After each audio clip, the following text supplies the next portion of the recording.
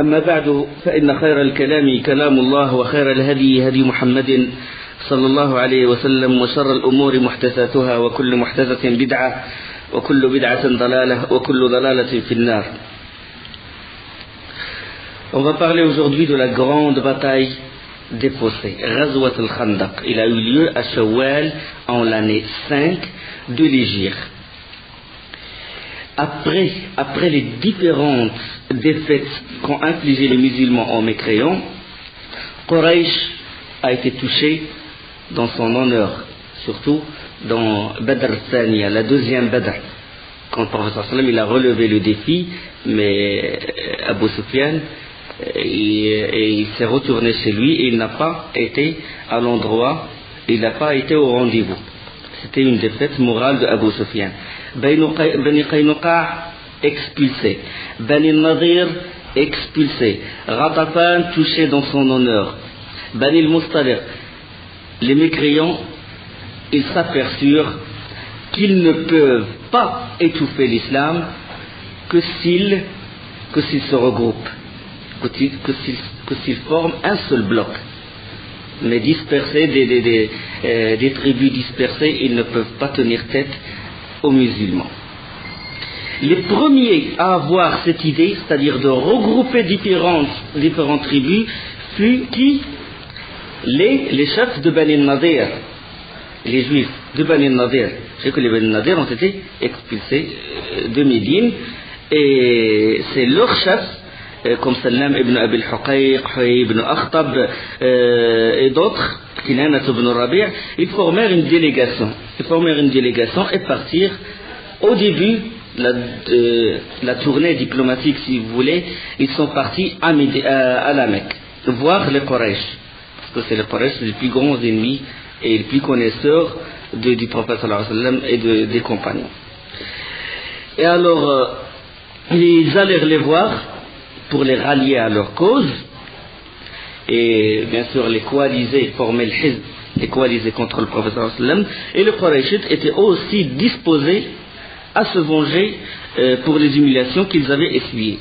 Ils ont répondu favorablement, ils ont dit d'accord, on est d'accord, nous sommes avec vous. Et ils ont dit aussi que les hommes les plus chers pour nous sont ceux qui combattent avec nous, Mohammed et ses compagnons. Et ils eurent l'idée de profiter de l'occasion pour demander aux Juifs ce qu'ils pensaient du bien fondé de leur conflit avec le fondateur de la nouvelle religion, c'est-à-dire le prophète sallallahu alayhi wa sallam, le bien fondé.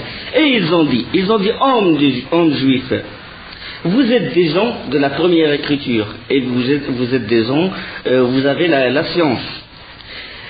Dites-nous, quelle est notre position vis-à-vis de Mohammed? Notre religion est-elle meilleure ou la sienne? Ils ont posé cette question aux grands notables juifs. Et les juifs, qu'est-ce qu'ils ont répondu? Ils ont dit, votre religion est meilleure. Votre religion, la religion, l'idolâtrie a dit, elle est meilleure que la sienne, et vous êtes plus proche de la vérité qu'il ne l'est. Subhanallah. Ils confirment shirk, ils confirment l'idolâtrie, l'adoration des statues. Ils savent, alors qu'ils savent dans leur écriture que le prophète sallallahu alayhi wa sallam, il est signalé dans la Torah et dans l'évangile. ألم تر إلى الذين أوتوا نصيبا من الكتاب يؤمنون بالجبت والطاغوت ويقولون للذين كفروا هؤلاء أهدى من الذين آمنوا سبيلا. Dans Surat An-Nisa, Allah subhanahu wa ta'ala يقول, n'as-tu pas vu cela à qui une partie du livre a été donnée? Ils croient au Gypte, le Gypte ça veut dire la magie, la sorcellerie, et au Tarot, ça veut dire les autres, les fausses divinités, et disent aux impies qu'ils sont dans une meilleure voie que ceux qui ont cru. Ceux-là sont ceux qu'Allah a damnés, et celui qu'Allah a maudit, tu ne lui trouveras point de secours. أولئك الذين لعنهم الله ومن يلعن الله فلن تجد له نصيرا. Le hadith, la version, c'est une version d'Ibn Hisham, il est rapporté également par l'imam Suyuti et par l'imam Al-Haythami et les hommes de la chaîne de transmission de cette histoire. Ce sont des hommes sûrs, c'est-à-dire Isnad Rijal wa Thiqat. subhanallah, il confirme l'idolâtrie, il préfère l'idolâtrie à l'unicité pure d'Allah subhanahu wa ta'ala. لتجدن أشد الناس عداوة للذين آمنوا اليهود والذين أشركوا لتجدن أشد الناس عداوة للذين آمنوا اليهود والذين أشركوا. Allah subhanahu wa ta'ala dit dans sourate Al-Ma'idah, sûr que la haine la plus farouche envers les croyants, tu la trouves chez les juifs et chez les associateurs mushrikins. Et sur cette base d'harmonieuse entente, les deux alliés dressèrent leur plan. Les Juifs entreprirent de soulever les tribus de la péninsule.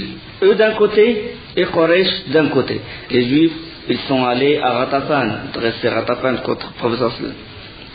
Ghatafan, il a accepté sous le commandement de Uyayna ibn Hisn. Les acceptations augmentèrent et les effectifs de l'armée, ils atteignirent 10 000 hommes.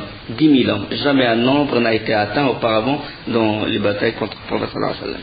10 000 hommes.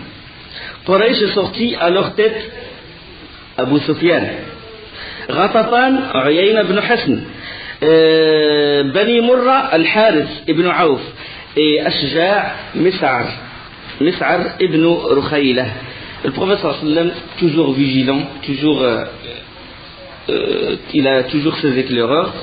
Il a pris les manœuvres des Juifs et des Mushrikines de Quraysh. Il a su qu'ils sont en train d'ameuter les infidèles contre lui, grâce aux éclaireurs bien sûr.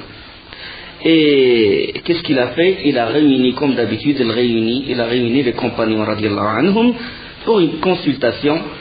Il les a consultés, qu'est-ce qu'on doit faire? Comme d'habitude, comme il le fait toujours, qu'est-ce qu'on doit faire? Différentes opinions furent exprimées et ce fut Salman al-Farisi radiallahu anhu qui se leva et déclara, il a dit: oh envoyé d'Allah, chez nous, c'est-à-dire en Perse, lorsqu'en Perse nous craignions une attaque de cavalerie, nous nous entourions de l'Khandaq, d'une tranchée. On creuse une tranchée. Quand il y a beaucoup de monde qui va nous attaquer, ils vont nous assiéger. On a une ruse, c'est qu'on creuse la tranchée. Et il a dit: creusons donc maintenant une tranchée autour de nous. Et c'est une tactique bien sûr que les Arabes ne connaissaient pas auparavant. Et la proposition, il a obtenu l'unanimité et fut mise en exécution. La position de Médine maintenant. La position de Médine, elle est étonnante. Médine est là. Aussi. Médine. Elle est étonnante. Elle est située entre ce qu'on appelle trois harras. Je vais expliquer ce que ça veut dire harras. Il y a harras al-Wabara, le nord, le sud, l'est et l'ouest. Harras al-Wabara à l'ouest. Harrat al-Waqin à l'est, il y a une harra au sud. C'est quoi harra? C'est un amoncellement rocheux. Et il est difficilement accessible. Le piéton, il ne peut pas le franchir qu'avec difficulté. Alors l'armée, il est presque impossible qu'il le franchisse. Parce qu'il y a des pierres pointues et le substrat, et les chevaux et les chameaux ne peuvent pas passer, ne peuvent pas marcher dessus. Donc, Allah subhanahu wa ta'ala, naturellement, il est protégé, Médine est protégée par ces trois amoncellements rocheux. Un à l'ouest, un à l'est et un au sud. Et là, proche de Médine, il y a les maisons de Bani Qaynuqa, ils étaient les plus proches de Médine et ils ont trahi le pacte quand ils ont déshabillé la femme musulmane et tué l'un des compagnons. Alors ils étaient expulsés et ils sont partis soit à Khaybar, soit plus loin au Sham. Les Bani Nadir aussi, ils ont trahi le prophète sallallahu alayhi wa sallam et il les a chassés. Ils ont quitté, une partie d'eux est allée à Khaybar et une autre partie est allée au Sham qui est au nord. Donc il n'y a pas de menace d'ici, ni de Bani Nadir. Bani Nadir c'est ici. Bani Nadir c'est proche de la Harra du sud. Au nord il y a Jabal Uhud, la montagne de Uhud, là où a eu lieu la bataille de Uhud, et puis le lac et le confluent des rivières, Wadi al-Aqiq. au sud, à l'ouest, et puis le nord, Oued al-Qanat, la vallée de Qanat, aussi la vallée de l'Aqiq. Et là, c'est Jabal Salah, la montagne de Salah, le mont de Salah, proche de Médine. Et bon, ça veut dire que le sud est protégé, l'est et l'ouest sont protégés. Mais entre la Hara qui se trouve à l'ouest, c'est ça à l'ouest, et la Hara qui se trouve au sud, il y a déjà le mont de l'Assir, une montagne qui fait obstacle aussi au passage, et il y a des champs, il y a beaucoup de champs ici. Il y a beaucoup de champs du côté du sud-est et du côté du sud-ouest. Donc c'est protégé naturellement par les champs de palmiers et par les amoncellements rocheux. Mais il y a une brèche du côté de Bani Quraïda, une ouverture de Bani Quraïda. Donc le prophète sallallahu alayhi wa sallam, qu'est-ce qu'il a fait? Il a couvert le nord par une tranchée. Le plan, il a dit, nous on va couvrir le nord parce que le nord, c'est au nord où la menace peut arriver. Il a tracé le nord pour que les compagnons creusent la tranchée ici. Et en même temps, il a creusé ici, vers l'ouest. Parce qu'il y a certains passages ils peuvent passer, l'armée peut passer avec difficulté, mais peut parvenir. Donc pour plus de sécurité, le prophète sallallahu alayhi wa sallam, il a creusé encore du côté de l'ouest. Il a creusé encore du côté de l'ouest. Et il a campé en bas au pied du mont de Salah pour protéger son dos et pour profiter de la pente et pour voir ce que font les moussrikines, les coalisés, les ahzab, ce que préparent. Donc c'est un endroit stratégique pour lui. Il a campé ici, il a campé en bas de la montagne de Salah.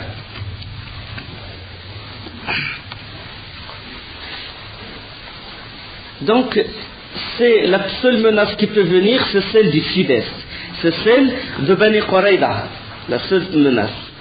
Et Bani Quraïda, ils ont un pacte avec le prophète sallallahu alayhi wa sallam. On sait que le prophète sallallahu alayhi wa sallam, quand il est rentré à Médine, il a fait des pactes avec les Juifs. Donc la brèche, elle se trouve du côté de Bani Quraïda. Le nord, comme j'ai dit, il a été protégé. Et par le prophète sallallahu alayhi wa sallam, avec sa sagesse et son intelligence, il a très bien choisi l'endroit où creuser la tranchée, c'est-à-dire il a étudié le terrain. Il est très vigilant, sallallahu alayhi wa sallam. Ça nous montre l'imminence du prophète sallallahu alayhi wa sallam en tant que combattant, un vrai combattant, sallallahu alayhi wa sallam. La tranchée est longue. C'est que de l'ouest vers l'est et une partie du nord vers le sud. Elle est longue. Le prophète sallallahu alayhi wa sallam, qu'est-ce qu'il a fait? Il a partagé les compagnons. 10 personnes, sur 10 compagnons, il y a un chef et il leur a donné un secteur à creuser. C'est-à-dire, chaque groupe de 10 compagnons, il creuse une partie.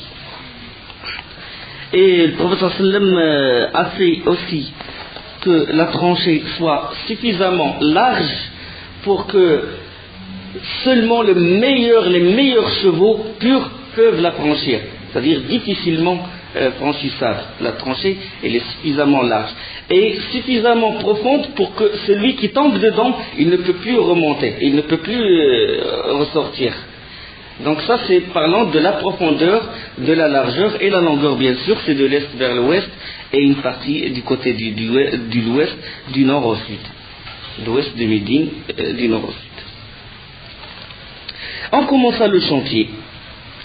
Le Ibn Omar, radiallahu anhu, il avait 15 ans. On sait qu'à la bataille de Uhud, il avait 14 ans. Bon, c'était le début il avait à peine 14 ans, et là, c'est la fin. Il a presque au terme de ses 15 ans. Et il s'est présenté devant le prophète sallam pour participer, et le prophète sallam l'accepta. Le hadith dans le Bukhari. En commençant le chantier, comme j'ai dit, la tranchée est longue. C'est que la tranchée est longue, et pour ne pas s'ennuyer, et garder bien sûr la même motivation et la même vigueur, les compagnons, ils rythmaient leur travail en chantant des vers de poèmes. En chantant des vers de poèmes. Les premiers vers ont une histoire assez drôle. C'est qu'un homme est venu voir le prophète sallallahu alayhi wa sallam et il a dit, envoyé d'Allah, je témoigne, Muhammad Rasulullah, il vient de rentrer en islam. Et le prophète sallallahu alayhi wa sallam, il a dit, quel est ton nom? Il a dit Ju'ayl. Ju'ayl. Ju'ayl, vous savez ce que ça veut dire Ju'ayl? Ça veut dire petite blatte. Ça veut dire petite blatte. Il a dit non. À partir d'aujourd'hui, ton nom est Amr. À partir d'aujourd'hui, ton nom est Amr. Et ceci, il inspira aux compagnons ces vers de poème. Ils disent Sammahu ba'da Ju'aylin Amra, wa kana lil ba'is yawman zahra. Sammahu ba'da Ju'aylin Amra, wa kana lil ba'is yawman zahra. Il a changé son nom Ju'ayl en Amr, et ce jour-là, il a bien aidé ce pauvre homme. Ils ont fait ce. Et les compagnons commençaient à chanter en refrain ce couplet, et le prophète en même temps il répète avec eux, à la fin quand ils disent Amra, ils disent Amra, quand ils disent Zahra, ils disent Zahra. Et ils se mirent également à scander la formule qui avait jadis servi à rythmer la construction de la mosquée du prophète sallallahu alayhi wa sallam. Masjid al-Rasul sallallahu alayhi wa sallam, et qu'est-ce qu'il disait? اللهم اغفر للأنصار والمهاجر اللهم لا عيش إلا عيش الآخرة فاغفر للأنصار والمهاجرة. C'était ce couplet-là qu'il disait. Oh Allah, il n'y a de bien que celui de l'au-delà, pardonne aux Ansar et aux émigrants. C'est ça le point. Et le prophète sallam aussi, il dit Allahumma la aisha illa aisha al-akhira, il lui dit al-akhira wal-muhajira. Et puis ils disent aussi نحن الذين بايعوا محمدا على الجهاد ما بقينا أبدا. Nous avons donné à Muhammad serment d'être prêts au jihad de notre vivant. Et puis Abdullah ibn Rawaha radiyallahu anhu, il composa d'autres vers qui commencèrent à chanter Allahumma lawla anta mahtadayna wala tasaddaqna wala sallayna فأنزل سكينة علينا وثبت الأقدام إن لاقينا إن الأولى قد بغوا علينا وإن أرادوا فتنة أبينا. Ils rythmaient leur travail avec ça. Seigneur, sans toi, nous n'aurions été guidés, jamais nous n'aurions fait l'aumône ni prié. Envoie donc la sérénité sur nous, afferme nos pas pour la rencontre. Ceux qui, injustes, nous ont agressés, un trouble veulent-ils qu'ils soient combattus. Et le prophète sallam, il joignait sa voix aux autres, il ne joignait sa voix aux autres qu'à la fin des vers, quand il dit Sallayna, laqayna, abayna, et il les aide, sallallahu alayhi wa sallam. Il travaille sans relâche, il porte les pierres, sa chevelure pleine de poussière, sa tunique, il les aide sincèrement. Pas comme ce qu'on voit actuellement, quand ils inaugurent un chantier, ils prennent l'appel et puis il fait 2 ou 3 coups. Non, le prophète sallam, personnellement, il les aide, il chante avec eux, il fait pas avec sa modestie, bien qu'il soit le guide de l'humanité et le meilleur des êtres humains. Sallallahu alayhi wa sallam. Et lorsque quelqu'un voulait rentrer chez lui, parmi les compagnons, il demande permission auprès du prophète sallam. Quand il se fatigue, il dit envoyé d'Allah, laisse-moi rentrer chez moi. On l'a dit pour boire ou manger ou voir ce qui se passe chez lui à la maison, etc. Et le prophète sallam, il lui autorise. Mais les hypocrites, qu'est-ce qu'ils font? Les hypocrites, ils font semblant de travailler et ils se retirent. Quand ils profitent d'une occasion, d'une distraction, ils se retirent sans demander permission auprès du prophète sallallahu alayhi wa sallam. Allah subhanahu wa ta'ala il parle d'eux et dit قد يعلم الذين يتسللون منكم لواذا فليحذر الذين يخالفون عن أمره أن تصيبهم فتنة أو يصيبهم عذاب أليم. Dans sourate An-Nur, Allah connaît bien ceux de vous qui s'esquivent en cachette, qu'ils prennent garde, ceux qui contreviennent à son ordre, de ne pas succomber au trouble ou que ne les frappe un châtiment douloureux. فليحذر الذين يخالفون عن أمره أن تصيبهم فتنة أو يصيبهم عذاب أليم. Et Allah subhanahu wa ta'ala, il loua les compagnons, il a dit إنما المؤمنون الذين آمنوا بالله ورسوله وإذا كانوا معه على أمر جامع لم يذهبوا حتى يستأذنوه إن الذين يستأذنونك أولئك الذين يؤمنون بالله ورسوله فإذا استأذنوك لبعض شأنهم فأذن لمن شئت منهم واستغفر لهم الله إن الله غفور رحيم. Les vrais croyants sont ceux qui croient en Allah et en son messager et qui, lorsqu'ils sont en sa compagnie pour une affaire commune, ne s'en vont pas avant de lui avoir demandé la permission. Ceux qui te demandent cette permission sont ceux qui croient en Allah et en son messager. Ceux qui te demandent permission sont ceux qui croient en Allah et son messager. Ceci est rapporté par Ibn Ishaq et par Al-Bayhaqi dans Dala'il al-Nubuwah. D'autres hypocrites, ils demandent permission, mais qu'est-ce qu'ils disent? Ils demandent permission, mais juste pour s'enfuir. Ils disent au prophète sallallahu alayhi wa sallam, ils disent nos demeures sont sans protection. Nos demeures sont sans protection et on a peur pour nos femmes, on a peur pour nos enfants. Et le prophète sallallahu alayhi wa sallam, il les autorise. Parce qu'ils jugent l'extérieur. Les musulmans ne jugent que l'extérieur. Ils les autorisent de partir et de ne pas travailler. Mais Allah subhanahu wa ta'ala, il a dévoilé ce qu'il y a dans leur cœur. Allah subhanahu wa ta'ala يقول ويستأذن. Ça c'est dans Surat Ahzab. Dans Surat Ahzab, il parle de ce qui s'est passé dans la bataille de l'Ahzab. Vous êtes d'accord? Al-Hashr, c'est Bani Nadir. Surat Al-Imran, il parle de Uhud. Surat Al-Anfal, il parle de Badr. D'accord? يقول الله سبحانه وتعالى dans سورة الأحزاب ويستأذن فريق منهم النبي يقولون إن بيوتنا عورة وما هي بعورة إن يريدون إلا فرارا. Un groupe d'entre eux demande au prophète la permission de partir en disant nos demeures sont sans protection alors qu'elles ne l'étaient pas, ils ne voulaient que s'enfuir. Allah subhanahu wa ta'ala, il a dévoilé ce qu'il y a dans leur cœur. Et pendant que les compagnons ils creusaient, des fois ils atteignirent des endroits qui sont des rochers que personne ne peut casser. C'est-à-dire ils utilisent leurs ustensiles, leurs pioches, etc. mais ils ne parviennent pas à les casser. Et selon le hadith de Jabir, Jabir radiallahu anhu, il a dit nous allons dire au prophète sallallahu alayhi wa sallam voilà une pierre qui arrête nos travaux. Ça c'est un hadith qui est dans le Bukhari et Muslim. Il est rapporté également par Al-Hakim. Et le prophète sallallahu alayhi wa sallam a dit attendez je vais descendre. Et il est descendu sallallahu alayhi wa sallam dans la tranchée et il se leva Jabir radiallahu anhu, il dit il se leva donc portant une pierre attachée sur son ventre parce que pour calmer la douleur de la faim il met une pierre dans son ventre sallallahu alayhi wa sallam. Et les compagnons eux aussi parce que c'était un moment de grandes épreuves et un moment de famine, un moment de souffrance. Le prophète sallallahu alayhi wa sallam il n'a pas mangé 3 journées entières. 3 journées il n'a pas mangé, d'après ce qu'a dit Jabir radiallahu anhu. Et il saisit la pioche et on frappa la pierre. Cette pierre-là qui bloquait le travail des compagnons. Et la pierre s'est transformée en sable coulant comme ça. Subhanallah. Il y avait beaucoup de miracles durant cette bataille. Pourquoi?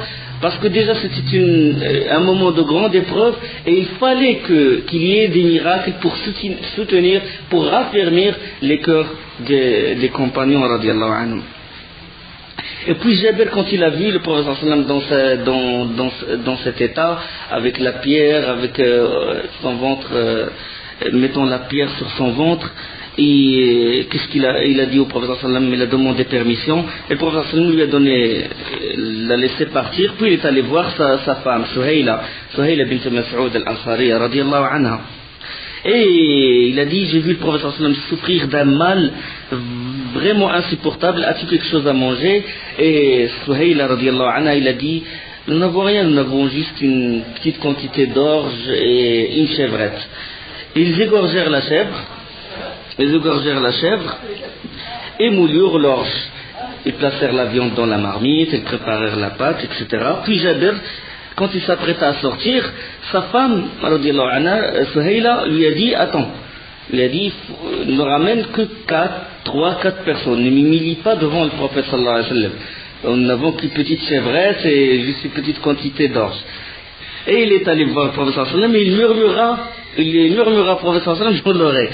Et il dit, envoyé d'Allah, j'ai un modeste repas à vous offrir. On a égorgé une petite chèvre et on a moulu une petite quantité d'orge.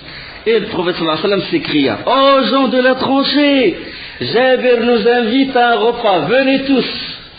1000 hommes travaillaient dans la tranchée. Jabir, quand il a vu ça, il a couru directement chez sa femme. Il a dit, attention, ce n'est pas 3 ou 4 personnes, c'est tous ceux qui travaillent dans la tranchée. Et Suhayla radiallahu anha commence à lui reprocher, il a dit, malheur sur toi, pourquoi tu lui as pas dit ceci Il a dit, si, je lui ai dit, j'ai dit à l'envoyé d'Allah qu'on a juste une chevrette et juste une petite quantité d'orge. Et puis Suhayla, quand il a entendu ceci, il s'est calmé, il a dit, Allahu wa rasuluhu a'lam, puisqu'il connaît la quantité de notre repas, la quantité de notre repas, et qu'il a appelé tout le monde, Allah, il est plus connaisseur, ainsi que son envoyé. Par conviction totale d'une femme, il a dit que quelque chose de spécial, que le prophète sallallahu alayhi wa sallam, il n'agit pas comme ça. Il sait ce qu'il fait, sallallahu alayhi wa sallam. Il a dit Allahu wa rasuluhu a'lam. Et le prophète sallallahu alayhi wa sallam les invita, et il se mit, il a dit rentrez, 10 hommes comme ça, il a dit rentrez sans vous bousculer, et puis il se mit à couper le pain en morceaux, et il a mis une toile sur la marmite et une toile sur le four où se préparait le pain, et il sort le pain et il met la viande dans le pain et il donne aux compagnons. Et il répète la même opération jusqu'à ce que tout le monde a mangé. Subhanallah, Allah il a donné la baraka dans cette viande et il a donné la baraka dans le pain. Il a 1000 hommes. Hadith authentique de Jabir radiallahu anhu, dans le Bukhari et dans le Muslim. 1000 hommes, subhanallah. Et ce qu'il y a dans la marmite n'a pas changé. Et le pain est resté jusqu'à ce que Suhayla radiallahu anha, il a donné à ses voisins, à tout le monde qui l'entoure. Et la baraka, il est resté dans cette viande-là et dans ce pain-là. Donc c'est un miracle du prophète sallallahu alayhi wa sallam. Une autre pierre, parce que chaque fois il creuse, puis il trouve un obstacle. Une autre pierre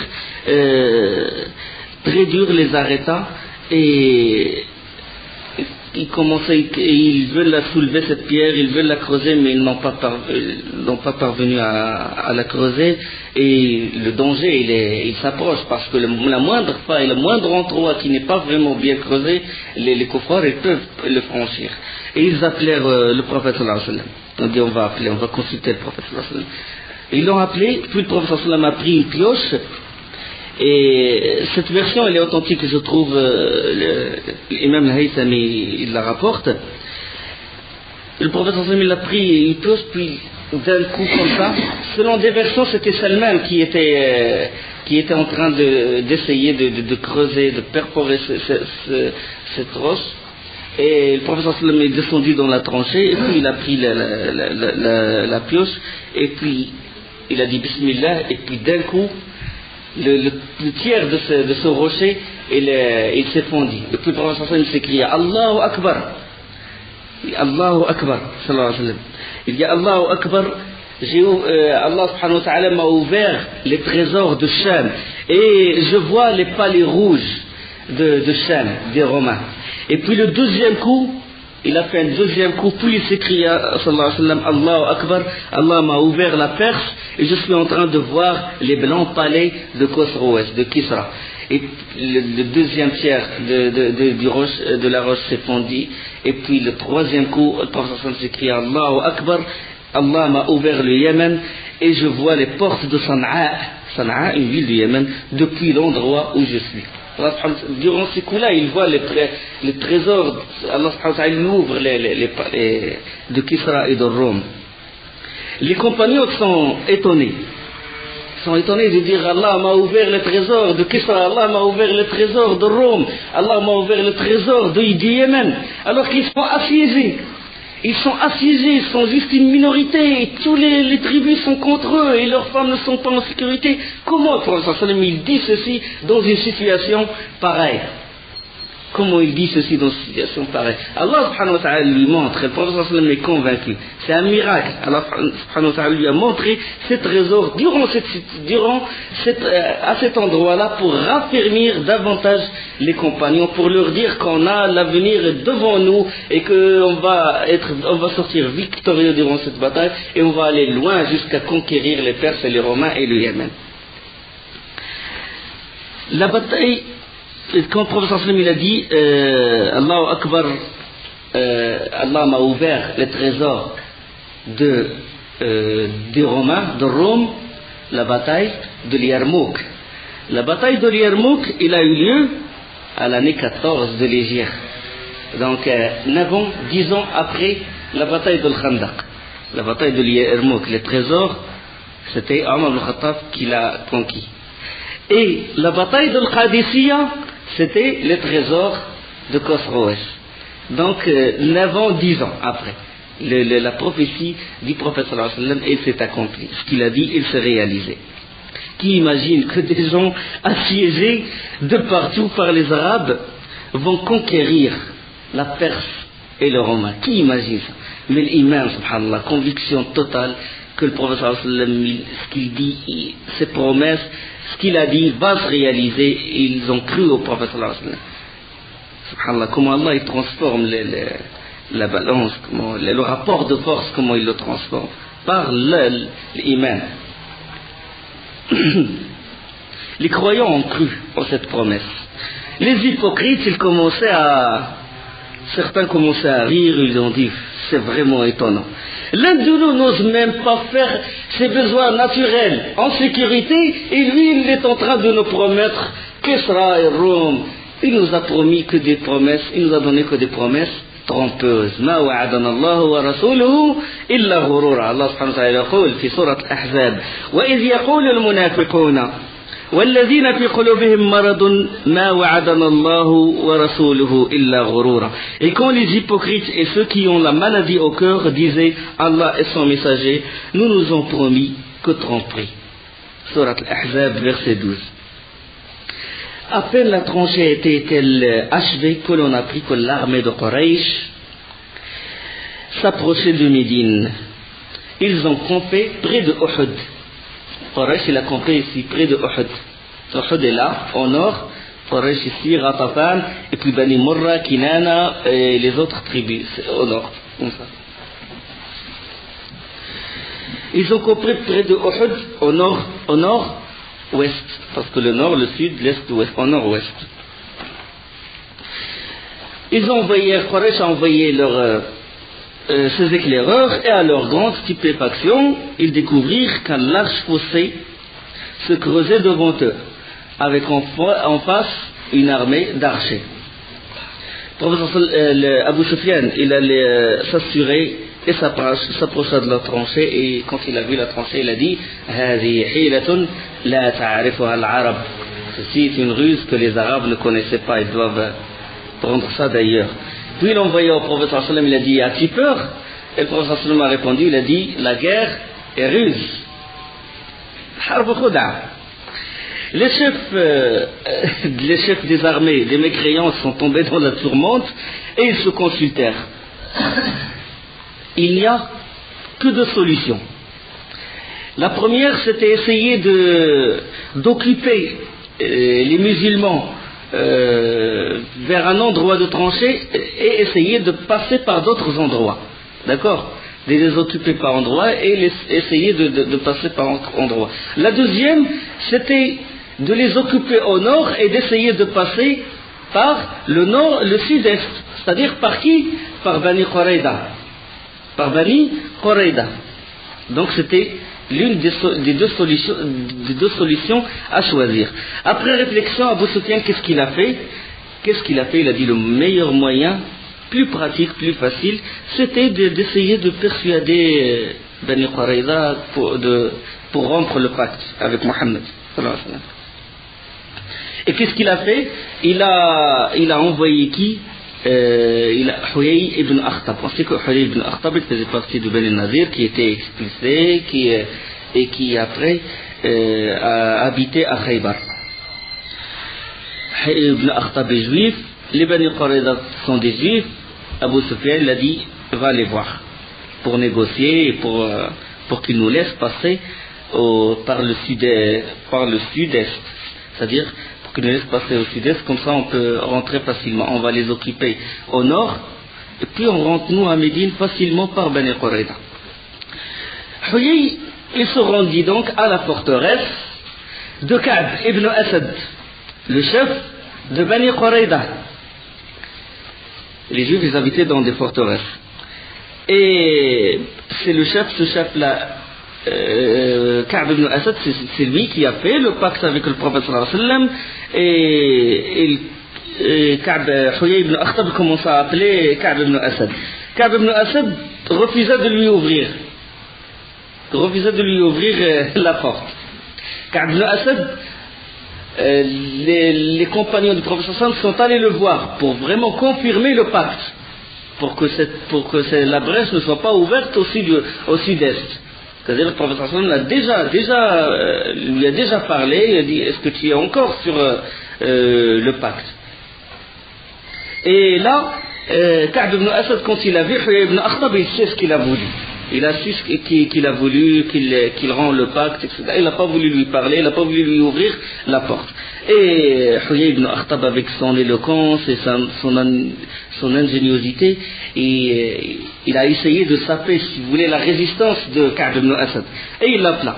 Il a dit malheur à toi Ka'b, laisse-moi au moins rentrer et discutons un peu. Ka'b, il a dit malheur à toi, je ne t'ouvre pas la porte. Je ne t'ouvre pas, tu es un porteur de mauvais sort, parce que déjà c'est lui qui était à l'origine de l'expulsion de Bani Nadir.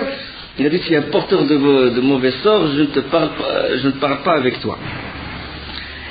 J'ai fait un pacte, il a dit j'ai fait un pacte avec Mohammed, et je n'ai pas l'intention de rompre ce qu'il y a entre nous. Je ne connais de lui que fidélité et sincérité.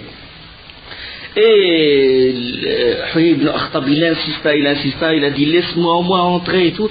Et puis Ka'b ibn Asad, il a refusé. Puis Huyay ibn Akhtab, il a dit tu ne veux pas m'inviter parce qu'il te répugne de partager le repas avec toi. Il a voulu dire de lui qu'il est avare. Et puis bon, les Juifs, ils avaient certaines valeurs des Arabes, ils vivaient avec les Arabes, surtout les Mecca, Medina et tout, l'hospitalité et tout. Et il fut tellement irrité qu'il lui ouvrit la porte. Il n'a pas voulu que les Arabes disent de lui que c'est un avare, etc. Et puis il lui a ouvert la porte. Et Huyay ibn Akhtab lui a dit par Allah, lui dit Ka'b, il a dit il a dit je t'apporte, il a dit malheur à toi, il a dit je t'apporte tout Quraysh, je t'apporte tous les Bani Ghatafan, je t'apporte Fazara, ils sont tous avec moi, je t'apporte la gloire. Il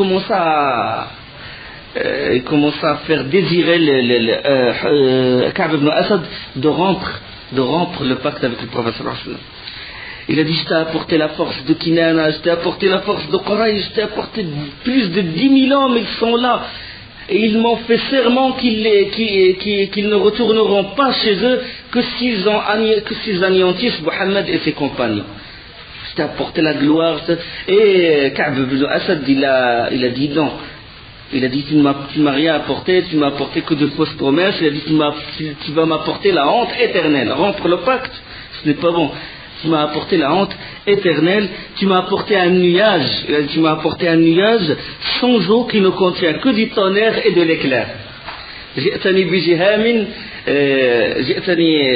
بجهام قد هراق ماؤه فهو يرعد ويبرق. Un nuage sans eau. Le nuage d'habitude, mais là c'est une fausse promesse. Un nuage sans eau, mais il tonne, il donne l'éclair, il donne le tonnerre, mais il n'y a rien dedans.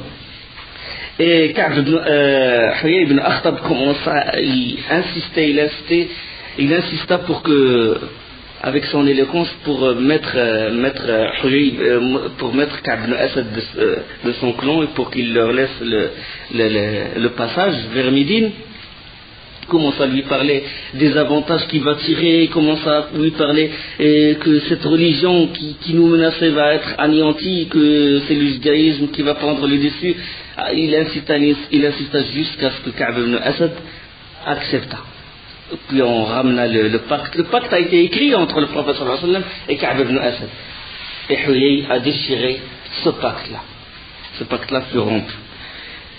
Il a fini par céder. Et le prophète sallallahu alayhi wa sallam, toujours vigilant, toujours il envoie les éclaireurs pour il voit toujours ces éclaireurs dans la ville, il voit ce qui se passe dans la ville, dans la forteresse des femmes, les enfants, et tout l'entourage. Et il les a envoyés, et puis il a eu le sentiment que quelque chose se passait chez Bani Qurayza, quelque chose d'anormal.